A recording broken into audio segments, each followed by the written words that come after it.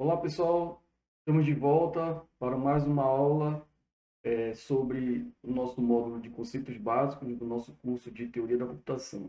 E nesta aula, vamos falar especificamente sobre gramáticas. Então, gramáticas eles são dispositivos generativos e de síntese, ou seja, são dispositivos que têm como propósito gerar as cadeias que pertencem a uma linguagem.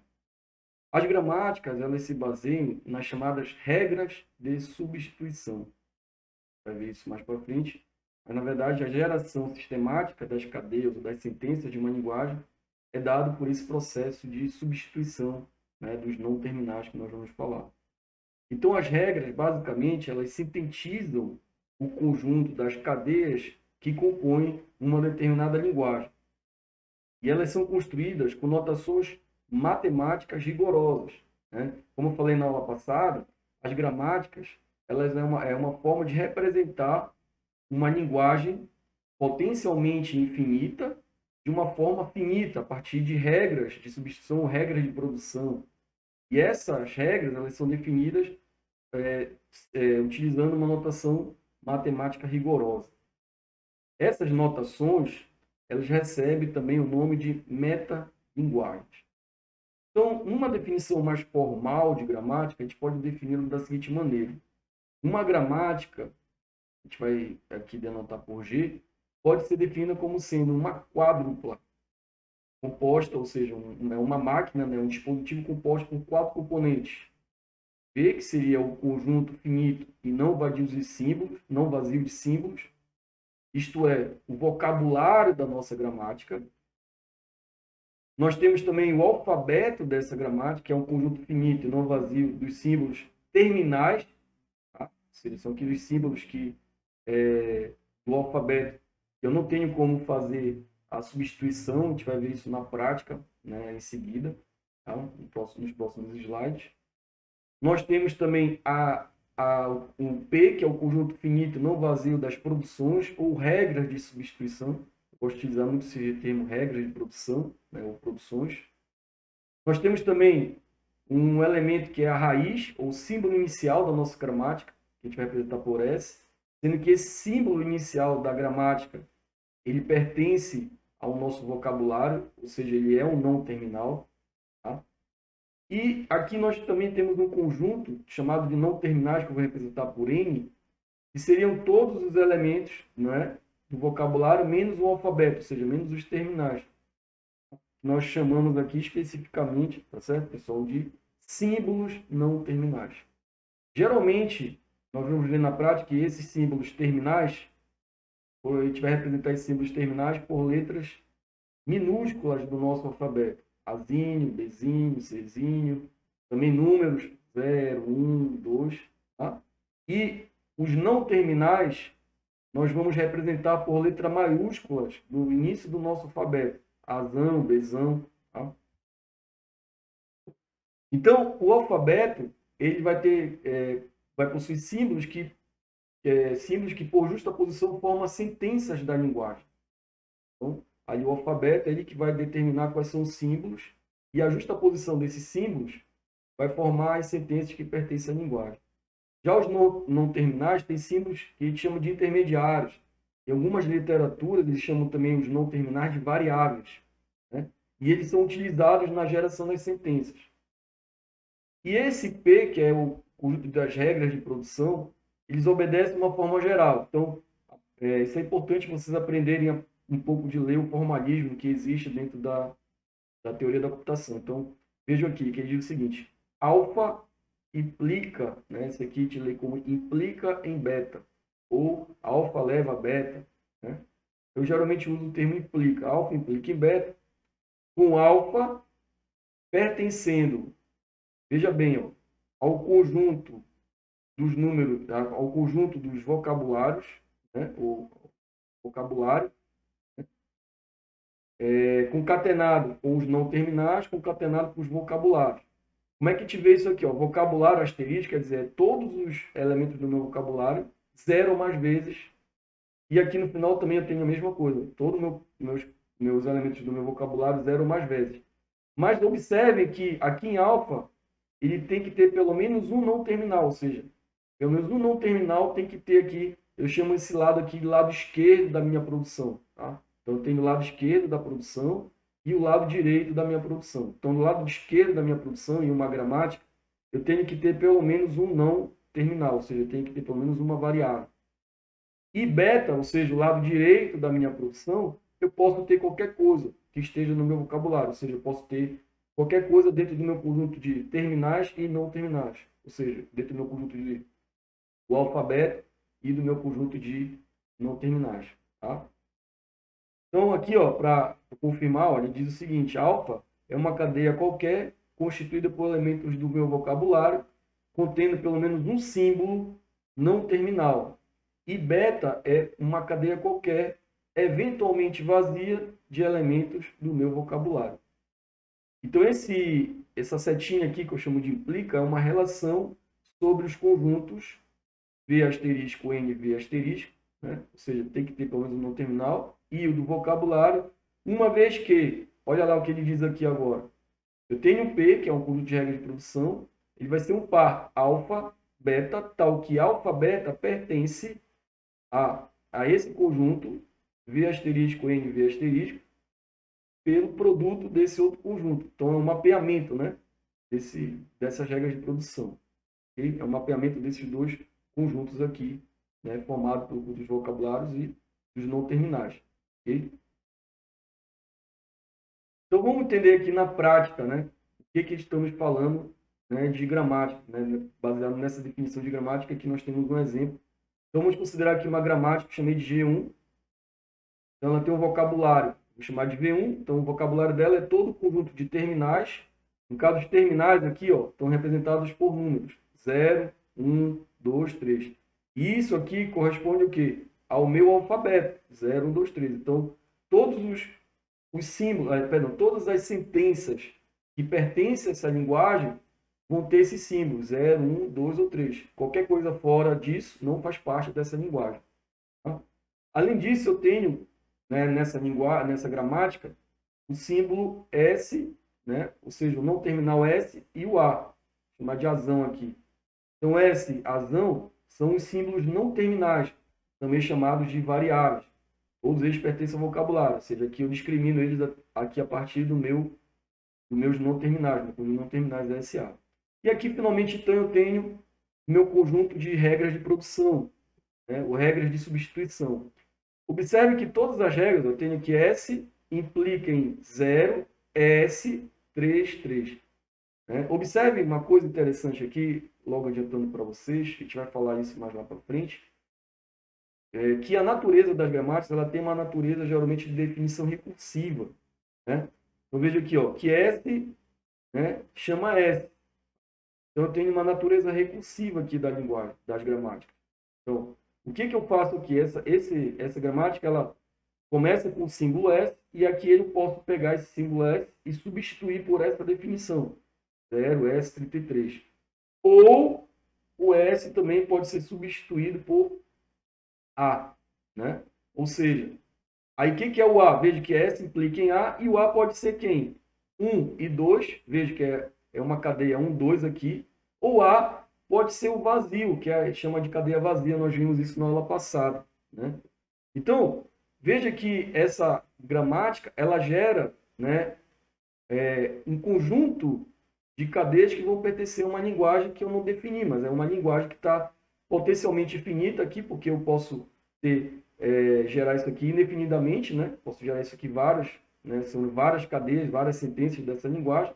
Então, por exemplo aqui, eu poderia criar simplesmente a cadeia 033. Vocês conseguem enxergar isso? Pare um pouquinho aí, ó, e veja o seguinte: se eu pegar o S e substituir esse S, agora eu vou substituir esse S por esse A, 0S33. Vou pegar esse S aqui e vou substituir por A. E depois eu pego esse A e substituo pela cadeia vazia. Tá? Essas substituições vão me levar à cadeia, à geração da sentença 033. Quer ver uma cadeia mais simples de gerar? Vamos começar aqui com S. Lembrem que S, tá, é o nosso símbolo inicial da gramática, é a raiz da nossa gramática. Tá? É por ele que a gente começa o processo e nós damos um nome para esse processo de substituição. Esse processo de substituição, que a gente vai ver no próximo slide, nós chamamos de derivação. Né? Eu vou derivar uma sentença, vou derivar a cadeia, né, as sentenças de uma linguagem. Então, outro exemplo aqui, ó, se eu pegar o S, substituir por A, e o A substituir por 1, 2, eu tenho então a cadeia ou a sentença 1, 2. Tá? Então, como eu falei para vocês, existe um processo, né, de derivação, né, em que eu vou fazer as regras de substituição. Né? E dentro desse processo de derivação, eu tenho a chamada forma sentencial, né, que é uma cadeia obtida pela aplicação das regras de substituição. Então, vamos lá. Nesse primeiro caso aqui, S é, por definição, uma forma sentencial, porque sempre o teu processo de derivação vai começar pelo signo inicial da gramática, que geralmente nós representamos por S. Então, no espaço do olho aqui, seja, por exemplo, aqui, alfa, P, beta, uma forma sentencial, com alfa e beta, cadeias qualquer de terminais e ou não terminais, e seja P, gama, acho que aqui não é P, é rho, né? Implica em gama uma produção da gramática. A aplicação dessa produção à forma sentencial produz uma nova forma sentencial, alfa, gama, beta. Né? Sempre falo isso aqui, brinco com os alunos, né? Quando a gente lê, parece muito confuso, né? Mas vamos ver aqui um exemplo que vocês vão entender o que eu estou falando sobre forma sentencial. Né? Aliás, vou mostrar um pouco mais para frente, né, sobre o que seria a forma sentencial. Mas é um passo intermediário dentro desse nosso processo de derivação, né, que eu falei agora há pouco. E aqui a gente está definindo mais detalhadamente o que seria esse processo de derivação direta. Né? Então, veja que a substituição anterior é chamada de derivação direta. Quando eu pego uma variável não terminal e substituo diretamente ele, né, por uma nova forma, né? Então esse processo é chamado de derivação direta. Né? Então veja aqui, por exemplo, eu tenho alfa ou beta, né? Então eu faço uma derivação, eu tenho alfa, gama, beta. Né? Substituir esse cara aqui por gama. Né? Então a gente pode suprimir aqui, né, quando a gramática ela é facilmente identificada. A gente pode suprimir esse G aqui. Note, então, que existe uma diferença. Não sei se vocês perceberam aqui. Agora, eu não estou usando mais aquela setinha, né? Quando usa setinha simples, vamos dizer assim, né? A gente chama de implica. Isso aqui vai denotar a produção da gramática em relação às propriedades, né, daquela gramática, ou seja, regras de produção. Quando eu uso essa seta aqui dupla, né, vamos dizer mais duplicada, né, a gente já denota isso como derivação, ok? Então, eu tenho aqui a derivação não trivial e a sentença. 3 conceitos aí para a gente entender. Então, a derivação é uma sequência de 0 mais derivações diretas, né? O processo que eu tenho de substituir as minhas regras de produção. Lembrando aqui, um ponto importante, que as substituições elas são sempre executadas em cima dos não terminais. É claro que, dependendo da gramática, a gente vai falar um pouco nisso, né, lá na frente, que as gramáticas elas têm um nível de hierarquia, né, tem diferentes tipos de hierarquia. Por enquanto, a gente está falando de uma gramática de uma maneira geral. Mas essas gramáticas, pode ser que do lado esquerdo eu tenha, por exemplo, símbolos terminais ou não terminais. Então, eu posso pegar aquele conjunto e substituir pelo lado direito da produção.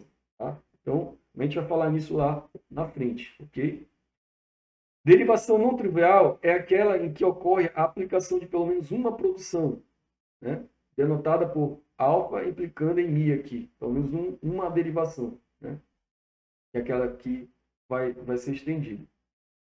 Se da aplicação de uma derivação não trivial à raiz z for possível obter uma cadeia W, né? Ou seja, pegar uma cadeia, quando eu falo cadeia ali, um conjunto de terminais formado exclusivamente de símbolos terminais, então a gente diz que W é uma forma sentencial e que W ao mesmo é também uma sentença. Na verdade, quando eu gero, no final do processo de derivação, eu gerar um conjunto de terminais, esse terminal a gente chama de sentença. Tá? E a anotação utilizada é da forma, no caso aqui, se eu partir da raiz e já gerar terminais, a gente diz que aqui o S implica, né, o deriva, mais numa cadeia aqui, né? Então, finalmente, aqui um exemplo para a gente entender todo esse conceito de derivação, de forma sentencial, de sentença. Tá? Então, vamos considerar aqui essa gramática. Essa gramática aqui, ela tem, ó,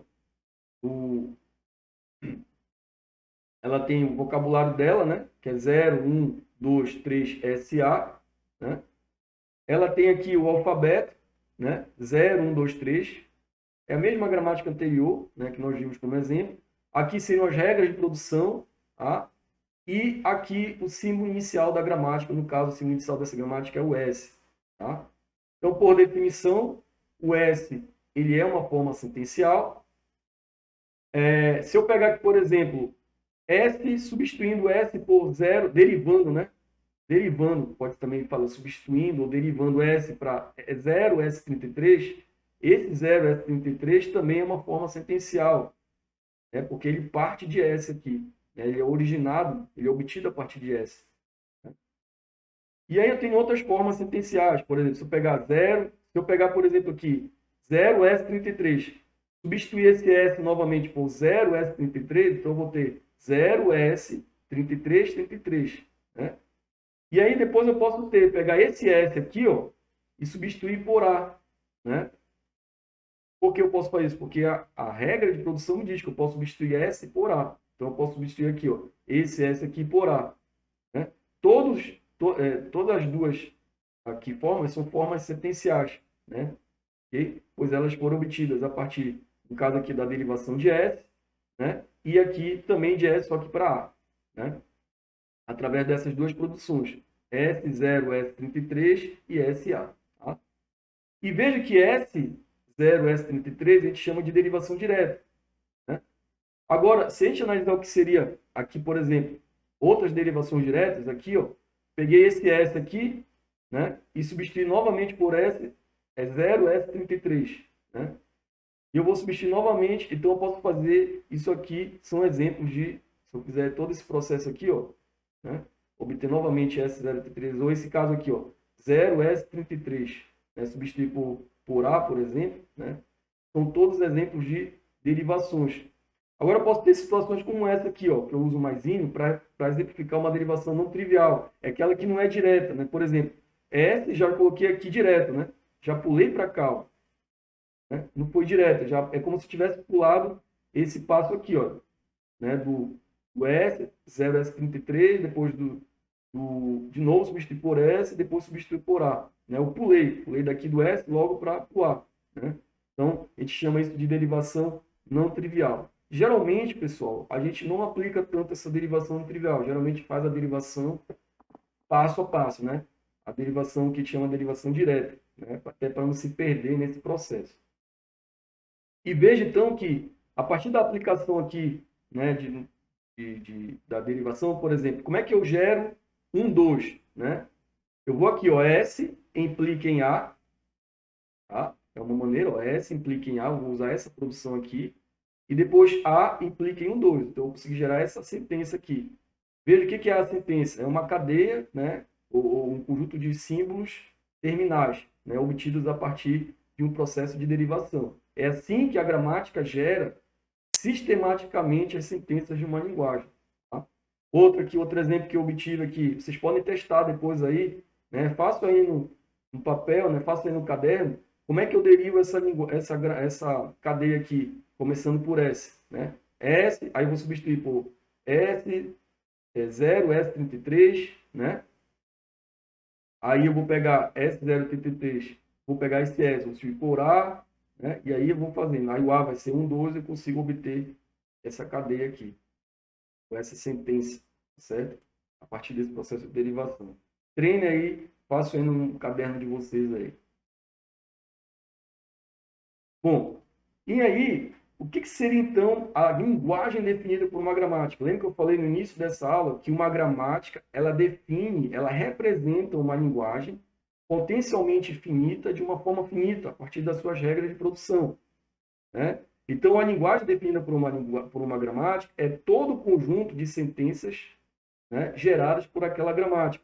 Então, formalmente, nós dizemos o seguinte, que uma linguagem gerada por uma gramática vai ser W, tal que o W pertence ao fecho transitivo reflexivo daquele alfabeto, né?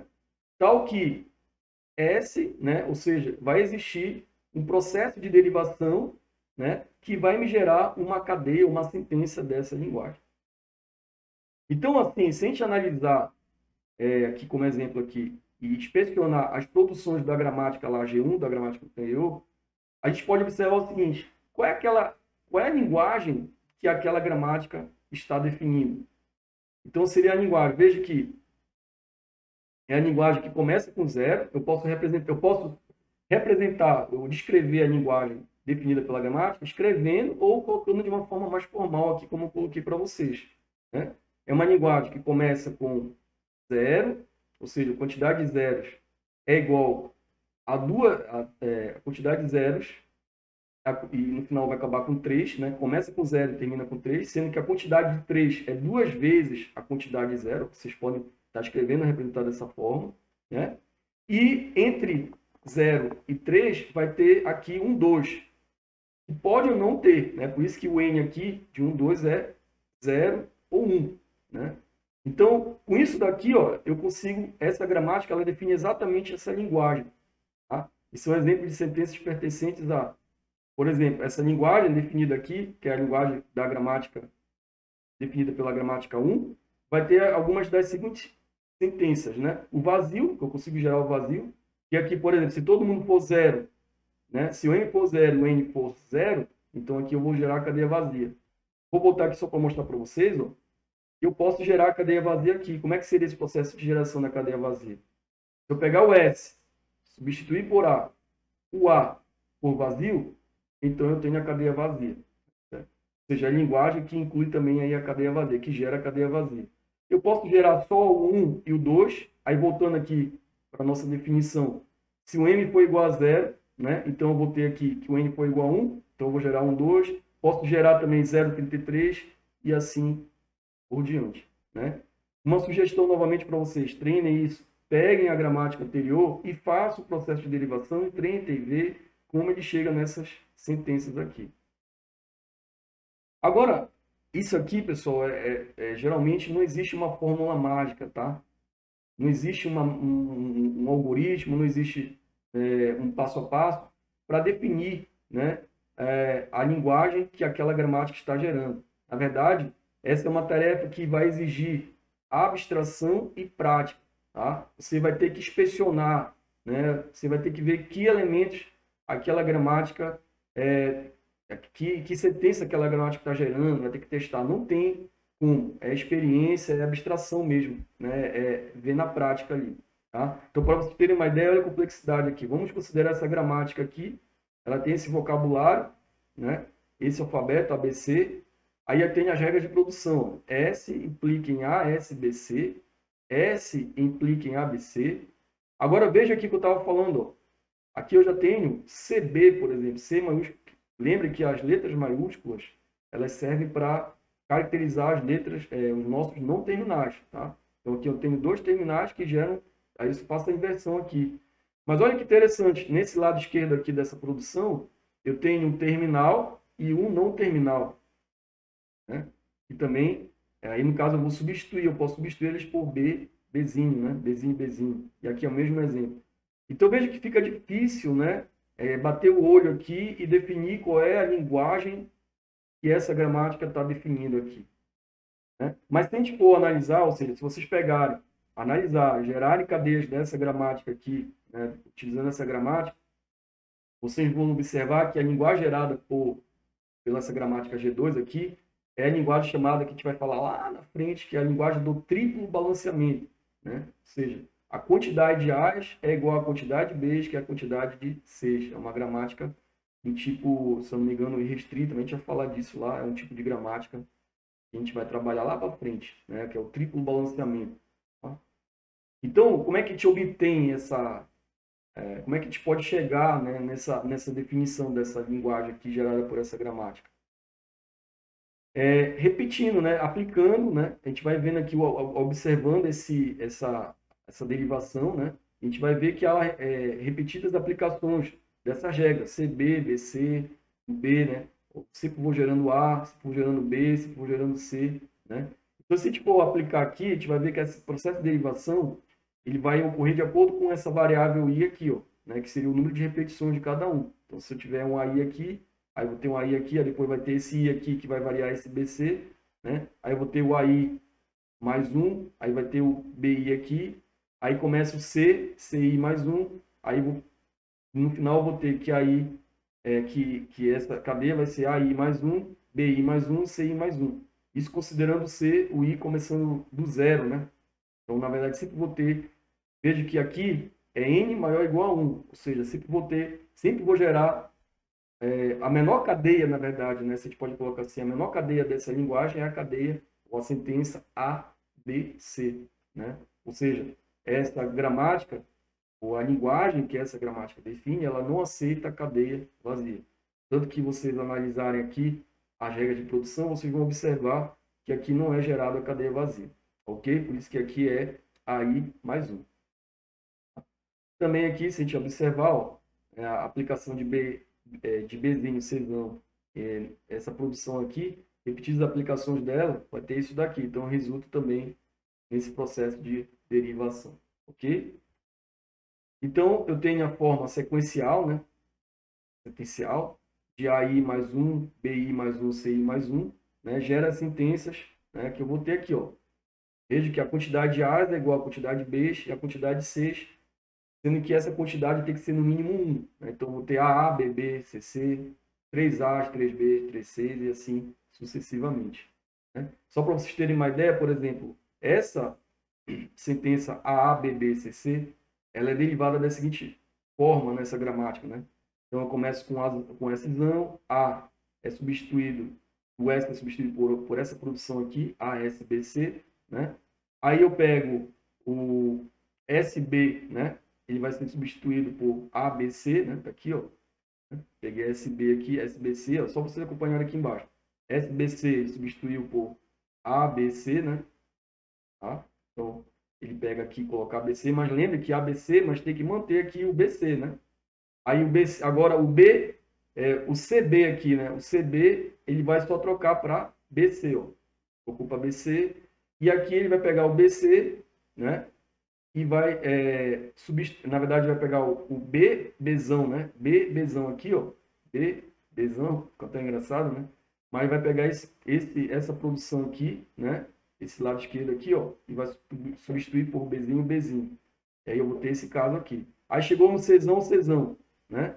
Aí vou pegar Czão, Czão, pego Czão, substituir por Czão, Czinho, e esse Czão aqui substituo por 2 Czinho. Aqui apagou, né? Mas aqui no final vai ser Czinho, Czinho, ok? O que seria, então, gramáticas equivalentes? Gramáticas equivalentes, ela é quando uma gramática diferente define a mesma linguagem, né?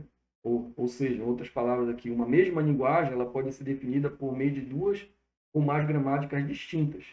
As gramáticas que definem as mesmas linguagens são chamadas de sintaticamente equivalentes ou apenas equivalentes, uma a outra.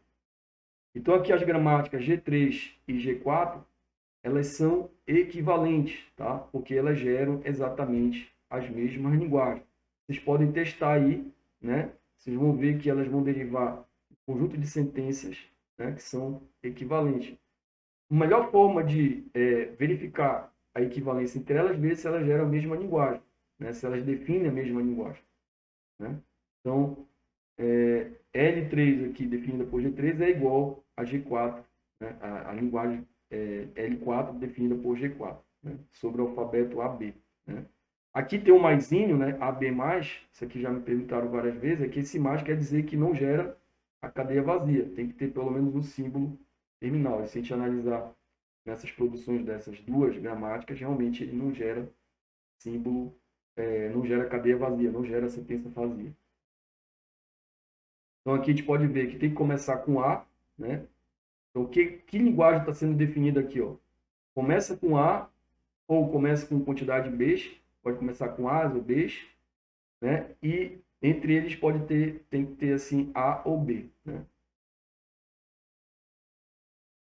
Bom, existem também outras notações, né? Existem diversas notações, na verdade, para expressar gramática, ou seja, existem várias metalinguagens. Aqui, e ao longo da disciplina, nós vamos utilizar essa notação algébrica. Tá? Mas aqui nós podemos representar por expressões regulares, que nós vamos falar isso numa unidade, no capítulo específico, né, que é sobre as expressões regulares. Tem a Backus-Naur form, ou a notação Backus-Naur, né? Ela também é bastante utilizada, né? Quando a gente vai definir, por exemplo, a estrutura de um compilador, enfim. Tem também a notação de Weyl, que seriam as expressões regulares estendidas. Tem um diagrama de sintaxe, que seriam os diagramas ferroviários. Tá? E aqui, pessoal, tem alguns exercícios, né? Vocês vão, então, obter gramática que gera as seguintes linguagens. Geralmente, a gente parte disso, ou seja, a gente dá a linguagem, quer saber qual é a gramática, né? O processo inverso também é interessante, te dou a gramática, quero saber a linguagem definida. Em ambos os processos, a gente não sabe, não existe uma técnica, um passo a passo. Vai pela experiência, pela abstração, pelo processo de observação. Mas antes de eu resolver, eu quero que vocês pensem, tá? Vai ter uma aula que eu vou fazer para vocês. Eu quero que vocês pensem como é que eu obtenho uma gramática que define, por exemplo, a linguagem em que as cadeias, né, o alfabeto aqui, no caso, é a B, em que as sentenças começam, por exemplo, com a A. Então, por exemplo, a linguagem aqui vai... primeira coisa que tem que pensar é o seguinte. Essa linguagem vai ter que cadeias? Vai aceitar a cadeia vazia? Então, começa descartando. Não aceita cadeia vazia porque tem que começar com azinho, azinho. Então, vai vir azinho, azinho. E depois? Pode vir qualquer coisa, mas tem que começar com azinho, assim. Então, vem com azinho, azinho e depois pode vir A ou B, A ou B, A ou B, indefinidamente. Tá? Então, esse é o raciocínio. Quais são as cadeias que pertencem à linguagem? Né? Quais são as sentenças dessa linguagem? Pensa assim. Aí, depois que você montou, aí você vai, então, pensar. Tá, então, partindo do símbolo inicial, eu já vou garantir logo o meu azinho, azinho, né? Já estou dando a resposta aí, estou dando spoiler, né? Já coloco o meu azinho, azinho, e depois disso pode vir qualquer coisa. Pode vir A, pode vir B, pode vir inclusive o vazio, porque eu já garanti o meu azinho, azinho. Então é esse tipo de raciocínio que vocês têm que construir ao elaborar uma gramática para uma linguagem, né? Uma linguagem aqui, no caso, linguagem formal, tá? Para representar essa linguagem, né? Por exemplo, não começa com A, aí já é o oposto, né? Olha, não começa com A, então pode vir o A, mas aí não pode vir outro A, porque senão já empacou, né? Pode vir um A, pode vir um B? Pode. Aí depois que vier um A, um B, depois que vier aqui para cá, o importante é não começar, pode começar com A, pode começar com B também, né? Pode começar com A ou B, mas a atenção é quando começar com A, opa, aí não pode mais, porque se vier um outro A, né, vai dar problema, não pode. Então, é o contrário do anterior. Então, façam, né, tente fazer e a gente vai passar para vocês, então, a correção disso daí, ok, pessoal? Então, essa foi a aula sobre gramática. A única maneira de aprender gramática é treinando, fazendo exercício. Tem esse exercício aqui, eu vou passar mais exercício para vocês, ok? Bom, era isso. Então, espero que vocês tenham gostado dessa aula. Um forte abraço a todos e até a nossa próxima aula.